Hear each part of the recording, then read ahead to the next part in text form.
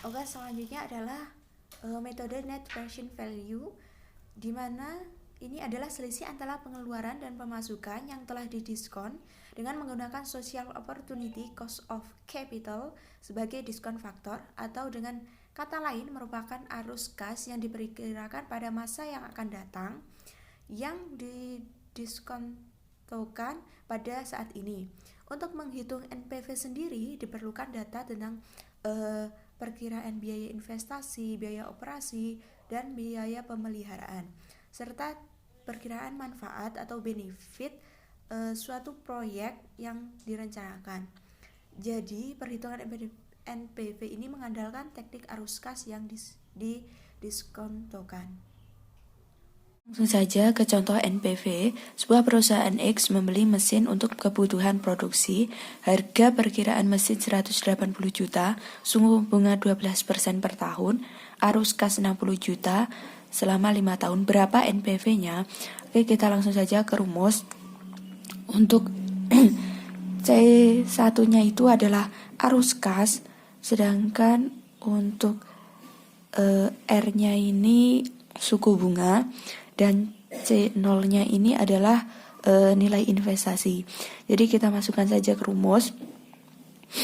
Karena ini ada 5 tahun, jadi kita buat 5, 1, 2, 3, 4, 5 dikurangi C0-nya investasi 160.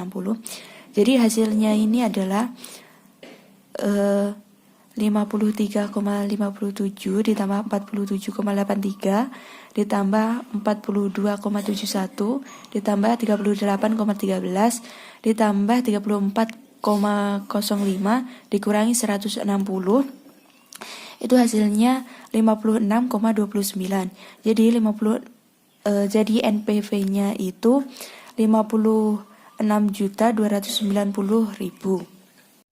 Oke, selanjutnya adalah metode internal rate of return.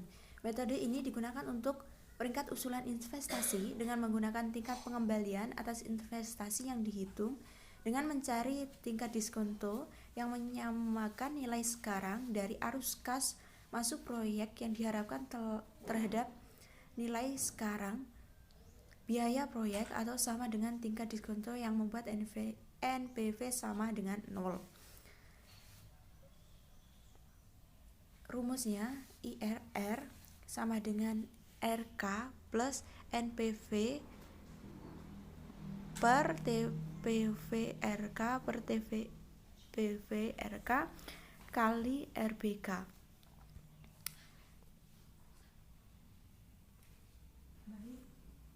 Oke, langsung saja ke contoh internal rate of return. Dimana ini adalah contohnya suatu perusahaan melakukan investasi 140 juta, sedangkan arus kas yang mampu dihasilkan perusahaan di setiap tahun adalah 22 juta. Dalam kurun waktu 6 tahun, asumsi internal rate of return tersebut adalah 13%, sedangkan menghitung diskonto akan menghasilkan nilai NPV sebesar 6.649.000, terus diskonto 20% serta NIP 659.000. Kita langsung ke rumusnya saja. Di sini sudah saya tulis. Kita menghitung selisih diskontonya dulu. Jadi 12% tadi dikurangi 10% sama dengan 2%. 10% ini hasil dari 6.649 per 659 dikali 100. Jadi hasilnya 10%. Jadi selisih diskontonya ini adalah 2%.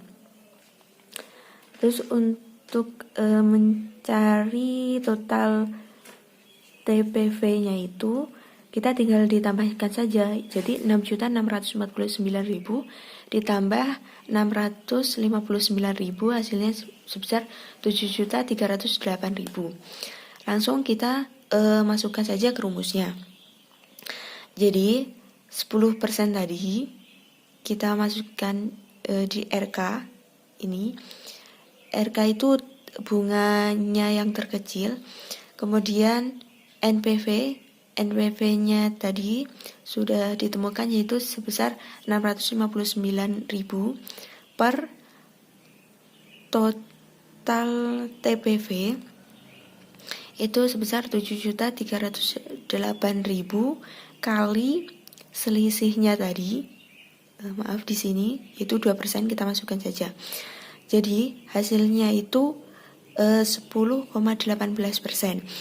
Karena 10,18% ini lebih kecil dari 13% ini, asumsi internal rate of ratio ini, maka hasil dari IRR ini ditolak. Oke, yang selanjutnya adalah metode profitability index. Jadi ini adalah keuntungan dari metode profitability index adalah metode ini sudah mempertimbangkan cash flow dan time value of money serta umum profitability index dan net present value. Ketika digunakan untuk menilai kelayakan suatu investasi, maka hasilnya akan konsisten. Apabila NPV mencatatkan bahwa usulan investasi layak, maka profitability index akan sama mengatakan layak. Oke, selanjutnya adalah contoh profitability index.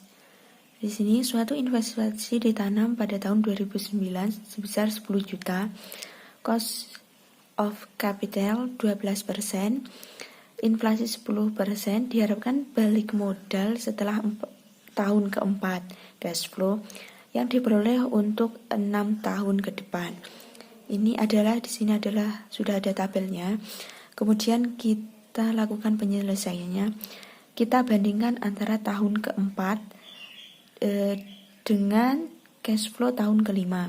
Jadi langsung saja kita masukkan total yang ditanam 10 juta. Jadi 10 jutanya kita tulis. Kemudian untuk tahun keempat yaitu 2010 itu sebesar 8 juta. Jadi kita langsung dikurangi saja. Kemudian dibagi tahun kelima. Tahun kelima itu sebesar 11 juta. Ini 11 juta dikurangi tahun keempat itu 8 juta dikali 12 bulan. Jadi hasilnya 2 juta dibagi 3.200.000 dikali 12 bulan yaitu 7,5 bulan. Artinya ini kan diharapkan balik modal pada tahun keempat. Jadi kita dapat memastikan bahwa balik modalnya itu pada tahun 4 tahun 7 bulan 5 hari. Selanjutnya sekian presentasi dari saya tentang capital budgeting. Kurang lebihnya mohon maaf. Wassalamualaikum warahmatullahi wabarakatuh.